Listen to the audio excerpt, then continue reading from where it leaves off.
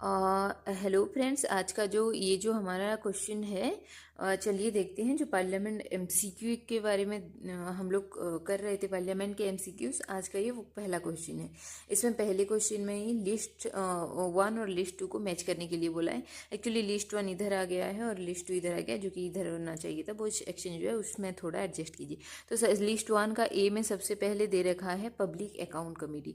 ये जो public account committee होता है, इसमें टोटल 22 मेंबर्स होते हैं और इसमें 15 लोकसभा से होते हैं और जो 7 होते हैं वो राज्यसभा से होते हैं। ओके, तो ये जो पब्लिक अकाउंट कमेटी है, ये एक फाइनेंस कमेटी होता है। ये एक फाइनेंस कमेटी होता है। तो हमारा जो सही ऑप्शन ये मैच करता है हमारे थ्री के साथ, फाइनेंस कमेटी के साथ। और ये फाइनेंस कमेटी में और 2 कमेटी होते हैं, मतलब ये टोटल 3 कमेटी होते हैं। एक होता है एस्टीमेट कमेटी, दूसरा होता है पब्लिक अंडरटेकिंग कमेटी, और ये वाला जो हम पढ़ रहे हैं पब्लिक अकाउंट कमेटी। तो ये 3 होते हैं। ओके, फिर चलिए नेक्स्ट ऑप्शन में ये कहता है committee on petition. Committee on petition में रहते हैं टोटल 15 मेंबर्स और ये लोकसभा का जो कमेटी है, क्योंकि ये लोकसभा का जो भी पिटीशन होता है इसको ये डिस्कशन करता है। ओके, तो ये हमारा आ जाता है कमिटी ऑफ फंक्शनल कमेटी में। फंक्शनल कमेटी ऑप्शन बी जो 4 से मैच करता है, फंक्शनल कमेटी। फिर आता है joint committee on stock market scam. Scam इधर आ गया, स्कैम। तो ये जो कमेटी है, ये जब ज़रूरत होता है, नीड है, तो ये कमेटी बैठेगा कि स्कैम हो रहा है ज़्यादा, उसके ऊपर डिस्कस करना है ये वो, तब बैठेगा। और नहीं तो नहीं। और जब बैठेगा जब ज़रूरत है तब के लिए बैठेगा। तो ये टेम्पोररी कमेटी होता है। और टेम्पोररी का मतलब एडहॉक। एडहॉक कमेटी में ये आ जाता है सी जो मैच करता है वो 1 से करता है। और डिपार्टमेंट कमेटी बचा है जो कि स्टैंडिंग कमेटी, तो हमारा डी जो है वो 2 से मैच करता है। तो कहाँ हमारा जो ABCD ए 1 3 के साथ यहाँ मैच कर रहा है, बी 4 के साथ यहाँ मैच कर रहा है, सी 1 के साथ यहाँ मैच कर रहा है और D 2 के साथ यहाँ मैच कर रहा है। तो जो हमारा ऑप्शन सी है वो सही हो जाता है। नेक्स्ट क्वेश्चन देखते हैं। ये क्वेश्चन है what is zero hour. Zero hour क्या है ये हमें आइडेंटिफाई करना है। चलिए देखते हैं। फर्स्ट ऑप्शन कहता है when the proposal of the opposition are raise. No, ये जीरो आवर नहीं है। सेकंड कहता है when matter of utmost importance are raise. हाँ, ये है। फिर थर्ड कहता है interval between the morning and afternoon session. नहीं, ये जीरो आवर नहीं है। ये भी बताऊंगी कब कौन से टाइम पे होता है। और फिर डी में कहता है when a money bill is introduced in Lok Sabha. ये भी नहीं है। तो हमारा जो ऑप्शन बी है वो सही है। तो इसको आप आंसर तो जान लिए, लेकिन इसको समझ लीजिए कि जीरो आवर क्या है। ये जो जीरो आवर होता है, ये जब कोई बहुत इम्पोर्टेंट चीज़ होता है, जो हमारे जो इंडिया के रिगार्डिंग जो बहुत इम्पोर्टेंट चीज़ होता है, उसको यहाँ डिस्कस किया जाता है। ऐसे तो सब कुछ इम्पोर्टेंट है, लेकिन ये इमरजेंसी होता है, उस टाइम डिस्कस करना बहुत ज़रूरी होता है, तब इसको वहाँ डिस्कशन किया जाता है। और ये बाकी जो भी मैटर डिस्कस हो रहा था है उसको इग्नोर करके, उसको साइड में रख के, इसको इम्पोर्टेंट मैटर को डिस्कस पहले किया जाता है। और ये कब किया जाता है? ये 12 से 1 बजे के बीच, जो 12 नून है, तब से 1 PM के बीच में ये डिस्कस किया जाता है। ओके, ये इसी 1 घंटे में डिस्कस किया जाएगा, लेकिन ये 30 मिनट्स के लिए होता है। ये होता है कितने टाइम के लिए? 30 मिनट्स के लिए होता है। तो अब समझ में आ गया, जो जीरो आवर है वो सबसे इम्पोर्टेंट चीज़, बाकी सबको साइड में रख के डिस्कस किया जाता है 12 से 1 बजे के बीच। और जब भी शुरू हो 12 बजे से 1 बजे के बीच 30 मिनट के लिए ये डिस्कस किया जाता है। इसको बोलते हैं जीरो आवर। मतलब when matters of utmost important are raise, जब बहुत इंपॉर्टेंट चीज़ कुछ होता है तब ये जीरो आवर होता है। तो ऑप्शन बी हमारा सही आंसर हो जाता है। एक क्वेश्चन कहता है a bill presented in parliament become an act. एक बिल जो होता है वो पार्लियामेंट में जो प्रेजेंट होता है वो एक्ट कैसे बनता है? फर्स्ट ऑप्शन कहता है it is passed by both the house. हाँ, ये पास तो करता है, उसके बाद एक्ट नहीं बन जाता। लेकिन तो ये इसे ऐसे मतलब रिलेटेड और डाउटफुल ऑप्शन को कैंसिल कर देना। फिर सेकंड आता है the president has given assent. हाँ, जब प्रेसिडेंट एसेंट दे देते हैं तब बिल पास्ड हो जाता है। फिर देख लेते हैं कि थर्ड और फोर्थ में क्या दिया है। जो सी में दे रखा है कि the president minister has signed, ये तो पहले तो इसको प्रेसिडेंट का एसेंट कहा जाता है, ये पॉलिटिकल टर्म है। और दूसरी बात, प्रेसिडेंट कोई मिनिस्टर नहीं होते हैं, तो ये भी हमारा गलत हो जाता है सी। फिर आते हैं द डी में है the supreme court has declare it to be within the competence of union parliament. वैसे ये हाँ सुप्रीम कोर्ट का कोई काम है नहीं, तो इसके हिसाब से हमारा ऑप्शन बी सही हो जाता है। चलिए देखते हैं बिल के बारे में। जो बिल होता है वो पहले एक प्रोपोजल के तौर पर वो आता है, वो एक प्रोपोजल होता है। ओके, वो प्रोपोजल क्या होता है ना, वो डिस्कशन होता है। जो हमारे हाउस में वो डिस्कशन होता है। जब डिस्कशन होता है उसको मोशन कहा जाता है। जब डिस्कशन होता है उसको मोशन कहा जाता है। और ये मोशन पास होता है बोथ जो है हमारे लोकसभा से और राज्यसभा से, दोनों हाउस से ये पास होता है।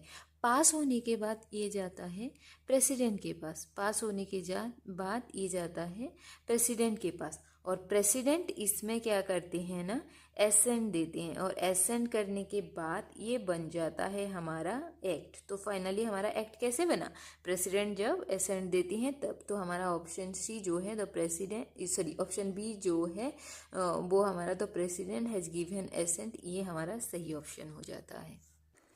ये क्वेश्चन कहता है the first joint sitting of both house of the Indian parliament was held in connection with.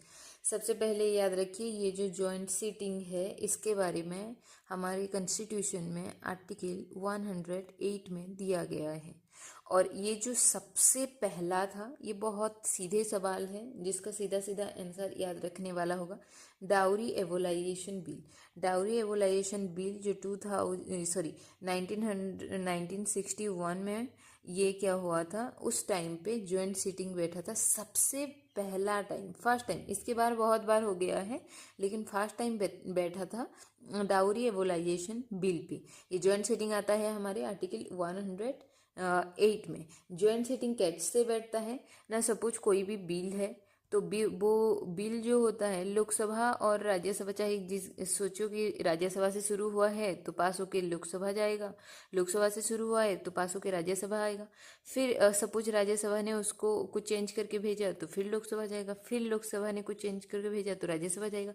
तो ऐसे ये जो बिल है ना ये चलता रहता है। और ये मैक्सिमम कितना टाइम ना, 6 मंथ के लिए ये मैक्सिमम ऐसे चल सकता है। और ये 6 मंथ के बाद ये बिल क्या हो जाता है, ये जो 6 मंथ के बाद ये बिल डेडलॉक हो जाता है। ये 6 मंथ के बाद ये बिल डेडलॉक हो जाता है। फिर क्या होता है, जो सुमन है वो प्रेसिडेंट बुलाते हैं, मतलब दोनों सदन को प्रेसिडेंट बुलाते हैं। सुमन कौन बुलाता है ना, वो प्रेसिडेंट बुलाते हैं। लेकिन बुलाने के बाद लोकसभा राज्यसभा का जो मीटिंग बैठेगा उसका जो चेयरपर्सन होंगे वो स्पीकर होंगे। और यहीं पे ये जॉइंट सीटिंग जो होता है इसको जॉइंट मीटिंग बोला जाता है। और ये जॉइंट मीटिंग का जो चेयरमैन होंगे वो स्पीकर होती हैं। ओके, अब समझ में आ गया कि जॉइंट मीटिंग क्या है। चलिए देखते हैं फिर नेक्स्ट क्वेश्चन को। ये क्वेश्चन है to eligible for the election as president of India a person must have completed. तो इसमें आपको लग रहा है कि ये सवाल बहुत ही इजी है, लेकिन नहीं, हम लोग इसी में ही कंफ्यूज होते हैं। जो प्रेसिडेंट का जो इलेक्शन के लिए जो एलिजिबिलिटी एज है उसका जो सही ऑप्शन होगा वो 35 ईयर्स होगा। ये प्रेसिडेंट के लिए चाहिए होता है। ओके, 35 ईयर्स होता है प्रेसिडेंट के लिए। तो ये क्वेश्चन कहता है to be eligible for the election of president of India a person must have completed the age of. तो प्रेसिडेंट बनने के लिए कितना एज मिनिमम होना चाहिए इस बार पूछ रहे हैं। हमें तो लग रहा है कि ये बहुत इजी क्वेश्चन है, लेकिन ऐसा नहीं है, हम लोग यहीं पे ही कंफ्यूज होते हैं। तो ऐसे क्वेश्चन बार बार करने से आपका रिमाइंड हो जाएगा कि अच्छे से याद हो जाएगा कि कौन सा सही एज है। जो प्रेसिडेंट का होता है वो 35 ईयर्स होता है, मैंने इसीलिए इतना इजी क्वेश्चन रखा है।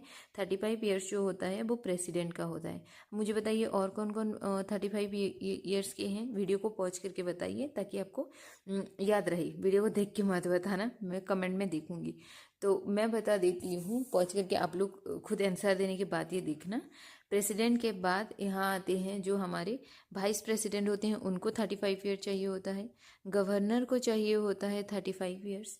और जो हमारे 25 ईयर्स होता है ये चाहिए होता है लोकसभा मेंबर बनने के लिए। स्टेट लेजिस्लेटिव असेंबली का मेंबर्स बनने के लिए 25 ईयर्स चाहिए होता है। 30 ईयर्स जो चाहिए होता है वो राज्यसभा के मेंबर्स बनने के लिए 30 ईयर्स चाहिए होता है, या तो फिर स्टेट लेजिस्लेटिव काउंसिल का मेंबर्स बनने के लिए 30 ईयर्स चाहिए होता है। तो हमारा जो सही आंसर है ऑप्शन सी हो जाता है, जो 35 ईयर्स है वो चाहिए हमारे प्रेसिडेंट बनने के लिए एलिजिबल एज जो है 35 ईयर है। तो ये क्वेश्चन कहता है Rajya Sabha can delay the financial bill finance bill sent for its considerations by the Lok Sabha for a maximum period of. जो राज्यसभा है वो जो लोकसभा है वो फाइनेंस बिल को कुछ टाइम के लिए जो कंसर्न के लिए राज्यसभा को भेजेगा, और राज्यसभा इसको कंसीडर करने के डिले कर सकता है, लेकिन कितना दिन तक, मैक्सिमम कितना दिन तक। ये बहुत सीधा सा सवाल है जिसका आंसर है 14 डेज। 14 डेज के लिए ये ऑप्शन सी में है, 14 डेज के लिए ये अपने पास रख सकता है। मैंने पहले भी बताया था, जो इसके पहले कुछ क्वेश्चंस डिस्कस किए थे तो वो देख लेना। उसमें था कि जो फाइनेंस बिल होता है वो ऑल फाइनेंस बिल जो होता है वो मनी बिल नहीं होता है, लेकिन ऑल मनी बिल जो होता है वो फाइनेंस बिल होता है। ये यूपीएससी के सवाल में ज़्यादातर ऐसा क्वेश्चन पूछा जाता है। तो और ये जो हमारे मनी बिल होता है वो आर्टिकल 110 में आता है हमारे मनी बिल। तो हमारा जो ऑप्शन सी है वो सही आंसर हो जाता है 14 डेज। 14 डेज के लिए राज्यसभा फाइनेंस बिल को अपने पास रख सकता है, लेकिन उससे ज़्यादा नहीं। Under which article of the Constitution of India can the President of India be impeached? President of India कौन से जो आर्टिकल के तहत इम्पीच हो सकता है? ये देखिए, हमने जितने सारे पहले बहुत सारे क्वेश्चन प्रेसिडेंट के ऊपर किया है, प्रेसिडेंट के इम्पीचमेंट के ऊपर किया है। मैंने कंप्लीटली बताया कि उसमें प्रेसिडेंट इम्पीच कैसे होते हैं, और ये भी बताया था कि कौन से आर्टिकल में आते हैं। तो मैं कुछ ज़्यादा डिस्कस नहीं करूँगी। आर्टिकल ए जो 61 में है, जो ऑप्शन ए है वो सही आंसर हो जाता है। फिर भी थोड़ा सा बता देती हूँ कि उस प्रेसिडेंट का इम्पीचमेंट कैसे होता है ना। प्रेसिडेंट का इम्पीचमेंट चाहे राज्यसभा से हो या फिर लोकसभा से हो, दोनों में से किसी भी सदन से ये शुरू हो सकता है। जब 1/4 लोग इसमें जो मेंबर्स हैं इसमें जो पास करते हैं तो ये प्रोसीड होने लगता है। प्रोसीड होने के लिए 1/4 मेंबर चाहिए होते हैं, किसी भी सदन से या किसी भी जो हमारे हाउस से है चलेगा। फिर उसके बाद जो होता है ये कम्प्लीटली 2/3, जिसको कि स्पेशल मेजोरिटी भी बोला जाता है। स्पेशल मेजोरिटी 2/3 मेंबर चाहिए ईच, लोकसभा से भी और राज्यसभा से भी, तब इनको इम्पीच किया जा सकता है। और इनका इम्पीचमेंट तो आर्टिकल 61 में दिया गया है। कौन से ग्राउंड पे ना? Violation of the constitution. अगर वो कॉन्स्टिट्यूशन का वायोलेशन करते हैं तो उसी ग्राउंड पे इनको इम्पीच किया जा सकता है। तो हमारा ऑप्शन ए जो है वो सही आंसर बन जाता है। ये क्वेश्चन कहता है consider the following statement. Statement दिया गया है। ये क्वेश्चन कहता है कंसिडर द फॉलोइंग स्टेटमेंट। इसमें से जो सही स्टेटमेंट है हमें वो आइडेंटिफाई करना है। सबसे पहला स्टेटमेंट कहता है the joint sitting of the 2 house of parliament in India is sanction under the article 108 of the constitution. हाँ, मैंने ये प्रीवियस क्वेश्चन एक जॉइंट सिटिंग पे आया था तो उस पर मैंने आपको बताया था कि ये आर्टिकल 108 में ही आता है। तो ये हमारा स्टेटमेंट 1 जो है वो सही है कि जॉइंट सिटिंग जो आता है वो आर्टिकल 108 में आता है। फिर आते हैं सेकंड स्टेटमेंट है। ये कहता है the first joint sitting of Lok Sabha and Rajya Sabha was held in 1961। हाँ, ये स्टेटमेंट भी सही है क्योंकि 1961 में डाउरी प्रोहिबिशन बिल आया था। ये हम लोगों ने पहले क्वेश्चंस में भी देख लिए थे, तो इसीलिए हर एक क्वेश्चन एक दूसरे से रिलेटेड है। तो सारे क्वेश्चंस को ध्यान से किया कीजिए और उसका एक्सप्लेनेशन को भी बहुत ध्यान से समझिए या थोड़ा सा नोट डाउन कीजिए। तो सेकंड स्टेटमेंट भी इसके हिसाब से सही हो जाता है। और इसमें जो पहला तो राज्यसभा लोकसभा और 1961 में डाउरी प्रोहिबिशन बिल के लिए हुआ था। जो सेकंड हुआ था वो हुआ था banking service commission bill, repel bill के लिए हुआ था। वो हुआ था 1978 में हुआ था। और थर्ड जो हुआ था वो हुआ था 2002 में प्रिवेंटेशन ऑफ टेररिज्म एक्ट 2002 ये हुआ था थर्ड में। तो हमारे जो सेकंड स्टेटमेंट है वो सही हो जाता है।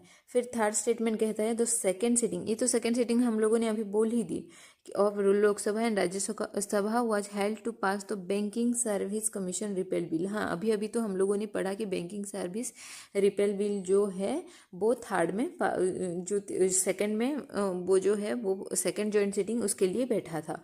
तो हमारा ऑप्शन थर्ड भी सही हो जाता है। तो हमारा 1 2 3 तीनों सही हो जाता है। तो ऑप्शन डी जो है वो हमारा सही स्टेटमेंट हो जाता है, सही आंसर हो जाता है।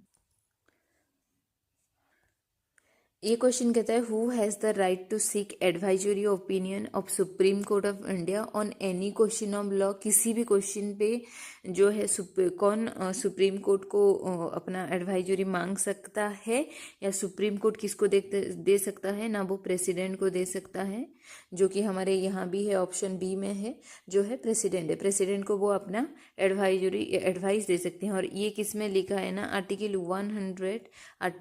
143 में ये लिखा है कि जो प्रेसिडेंट है वो सलाह ले सकते हैं सुप्रीम कोर्ट का, या सुप्रीम कोर्ट दे सकता है जब प्रेसिडेंट चाहे तो सलाह दे सकते हैं, एडवाइस दे सकते हैं, सलाह दे सकते हैं। लेकिन प्रेसिडेंट इसको मानने के लिए बाउंड नहीं होते हैं, वो मानने के लिए बाउंड नहीं होते हैं। अगर उनका मर्जी चाहे मानेंगे, नहीं मर्जी चाहे नहीं मानेंगे, क्योंकि वो एडवाइस होता है। तो ऑप्शन बी हमारा सही हो जाता है। ये क्वेश्चन कहता है the power of president to issue ordinance is relic of. ये जो प्रेसिडेंट जो ऑर्डिनेंस इशू करते हैं, इसके बारे में पहले भी ऑर्डिनेंस के बारे में एक क्वेश्चन सवाल हम लोगों ने किया था, जिसमें मैंने टोटल ये जो ऑर्डिनेंस कैसे पास होता है, कितना दिन तक रहता है, सब कुछ बताया था। फिर भी थोड़ा सा मैं इसका आइडिया आप लोगों को दे देती हूँ। ये जो ऑर्डिनेंस है ये एक लेजिस्लेटिव पावर है, ये एक लेजिस्लेटिव पावर है। और ये लेजिस्लेटिव ये होता कब है ना, जब पार्लियामेंट का सेशन नहीं होता है। तीनों सेशन जो होता है वो सेशन जब नहीं बैठा रहता है तब इसको प्रेसिडेंट जो लाती हैं। प्रेसिडेंट लाने के बाद ये 6 मंथ चलता है। और इसको अगर एक्ट बनाना होता है, लॉ बनाना होता है, तो इसको क्या किया जाता है ना, 6 वीक के अंदर इसको दोनों सदन से पास किया जाएगा। 6 वीक के अंदर इसको पास किया जाएगा, तब जाके ये बनेगा एक्ट। तो ये जो पार्लियामेंट क्या सेशन में नहीं होने से प्रेसिडेंट इसको लाते हैं और इसको ऑर्डिनेंस बोला जाता है। तो ये जो है ये हमारे गवर्नमेंट ऑफ इंडिया एक्ट 1935 में दिया गया था, और वहीं से ही इसको लाया गया है। गवर्नमेंट ऑफ इंडिया एक्ट 1935, जो ऑप्शन सी है वो सही आंसर है इसका।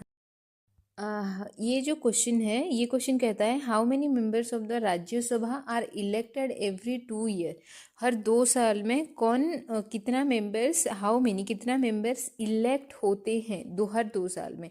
तो ये आपको लग रहा होगा बहुत इजी क्वेश्चन है, थोड़ा सा ट्रिकी क्वेश्चन है। ध्यान से सुनिएगा। जो राज्यसभा होता है वो हमारे, आप सबको पता होगा कि वो परमानेंट हाउस होता है, वो कभी भी डिसॉल्व नहीं होता है। ओके, तो ये परमानेंट हाउस है, कभी डिसॉल्व नहीं होता है। ये जो चुने जाते हैं वो क्या करते हैं ना, 6 ईयर के लिए चुने जाते हैं। जो मेंबर्स चुने जाते हैं वो 6 ईयर के लिए चुने जाते हैं।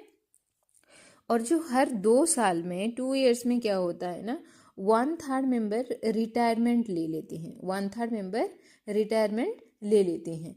तो 1/3 रिटायर्ड लिए मतलब 1/3 फिल्ड किया जाएगा किसके द्वारा, इलेक्शन के द्वारा। तो ये ट्रिकी क्वेश्चन ये है कि 1/3 रिटायर करते हैं तो 1/3 ही वहाँ इलेक्ट किया जाएगा। तो how many members of the Rajya Sabha are elected every 2 years बोला है, हर 2 साल में 1/3 रिटायर्ड होते हैं, 1/3 इलेक्ट होते हैं। तो हमारा जो सही आंसर हो जाता है ऑप्शन डी में है 1/3। ये क्वेश्चन कह रहा है what is the maximum age limit of president post of India. President post जो होता है उसका मैक्सिमम एज लिमिट क्या है, ये क्वेश्चन वही पूछ रहा है। तो इसका जो एज लिमिट होते हैं वो कोई एज लिमिट नहीं होता, नो एज लिमिट। प्रेसिडेंट का जो मैक्सिमम एज कितना एज तक वो बन सकते हैं ऐसा कुछ नहीं होता। वो 19 बने, 80 साल तक बने, जितना तक वो बन सकती हैं वो तब तक बनते हैं। कोई इसका एज लिमिट नहीं है कि इतना मैक्सिमम एज होना चाहिए। तो लेकिन इसमें प्रेसिडेंट का याद रखिए। लेकिन जब इलेक्शन होता है तो इलेक्शन में सारे इलेक्टेड मेंबर रहती हैं, राज्यसभा के, लोकसभा के, विधानसभा के, सबके इलेक्टेड मेंबर्स ही इसमें रहती हैं। तो हमारा ऑप्शन डी है नो एज लिमिट, कोई एज लिमिट नहीं होता प्रेसिडेंट पोस्ट के लिए।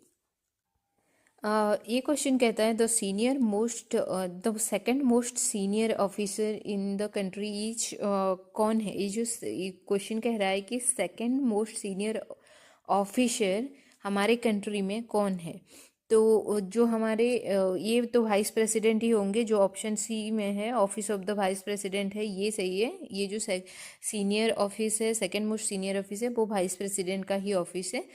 फर्स्ट जो सीनियर ऑफिस है वो प्रेसिडेंट का होगा। ऐसे ही सिटीजन के बारे में बोला जाता है, फर्स्ट सिटीजन जो होते हैं वो प्रेसिडेंट होते हैं, और वो जो हमारे सेकंड सिटीजन होते हैं वो होते हैं हमारे वाइस प्रेसिडेंट होते हैं। ओके, तो हमारा option C office of the vice president इसमें सही आंसर हो जाता है। ये क्वेश्चन कहता है the initial tenure of the member of the Lok Sabha was 5 year, it was charge by 42nd amendment. जो पहले इनिशियल ईयर होता है लोकसभा का वो 5 ईयर होता है, वो सही है। लेकिन 42nd अमेंडमेंट में ये कितना ईयर हो गया था। देखिए जो एक्चुअली में लोकसभा का जो टेन्योर होता है वो 5 साल के लिए होता है, लेकिन जब इमरजेंसी सिचुएशन आता है, सपोज नेशनल इमरजेंसी आ गया, या फिर एक्सटर्नल एग्रेशन आ गया, या फिर जो आर्म रिवेलियन की सिचुएशन में, ये कोई भी सिचुएशन होता है, तब क्या होता है होगा ना, 1 साल के लिए जो टेन्योर है वो बढ़ जाएगा। अगर 5 है तो यहाँ 6 हो जाएगा, 5 + 1 मतलब 6 हो जाएगा। तो ऐसे ऐसे फिर 6 का, फिर अगर अभी भी वो external aggression and all that है तो 6 में 1 प्लस हो जाएगा, फिर 7 हो जाएगा। तो फिर ऐसे अगर फिर उसके बाद भी है तो +1 हो जाएगा, 8 हो जाएगा। तो ऐसे 1 ईयर बढ़ता रहेगा। तो इसीलिए ये बोल रहा है कि ये किस में दिया था ना, ये 42nd अमेंडमेंट में दिया गया था। तो इसके हिसाब से जो हमारा सही आंसर हो जाता है ऑप्शन सी, 6 ईयर हो जाता है हमारा सही आंसर। आज का जो लास्ट क्वेश्चन है ये कहता है in India prime minister can hold office is पोल्टिड। मतलब जो प्राइम मिनिस्टर हैं वो अपना ऑफिस का जो पोस्ट है होल्ड कर सकते हैं, कब तक ना, सपोर्ट ऑफ आर्म फोर्स नहीं, ये होगा ही नहीं। कॉन्फिडेंस ऑफ राज्यसभा से उनका कोई लेना देना नहीं है। कॉन्फिडेंस ऑफ लोकसभा, हाँ ये सही आंसर है। सपोर्ट ऑफ पीपुल है, लेकिन बेटर जो ऑप्शन है वो है कॉन्फिडेंस ऑफ लोकसभा, क्योंकि जब ये मेजोरिटी पार्टी ही रोल करता है, जो मेजोरिटी पार्टी हमारे इंडियन कॉन्स्टिट्यूशन में ये हिसाब से हमारा इंडिया में मेजोरिटी पार्टी रूल करता है। मेजोरिटी मीन्स ज़्यादा वोट्स होना चाहिए, और उस जब भी कॉन्फिडेंस मोशन लगता है बोला जाता है, इसका ये मतलब है कि नो कॉन्फिडेंस मोशन तब लगता है जब उनको मतलब वो मेजोरिटी है कि नहीं, वो बीच बीच में वो अपोजिशन जो है वो लगाते रहती हैं। अगर मेजोरिटी है तो ये नो कॉन्फिडेंस मोशन कैंसिल हो जाएगा, और वो कंटिन्यूअली अपना पोस्ट होल्ड करते रहेंगे। तो ये क्यों कैसे करते हैं ना, कॉन्फिडेंस ऑफ लोकसभा का कॉन्फिडेंस के वजह से ही प्राइम मिनिस्टर होती हैं।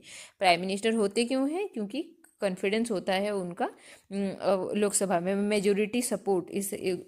इसको ये भी बोला जा सकता है कि मेजोरिटी सपोर्ट होता है तभी वो लोकसभा में होती है। तो आज का क्वेश्चन यहीं तक रखते हैं। अब 15 क्वेश्चन हो गया है, बाकी का क्वेश्चन जो है नेक्स्ट जो एपिसोड हमारा जो नेक्स्ट पार्ट आएगा उसमें देखते हैं। Thank you.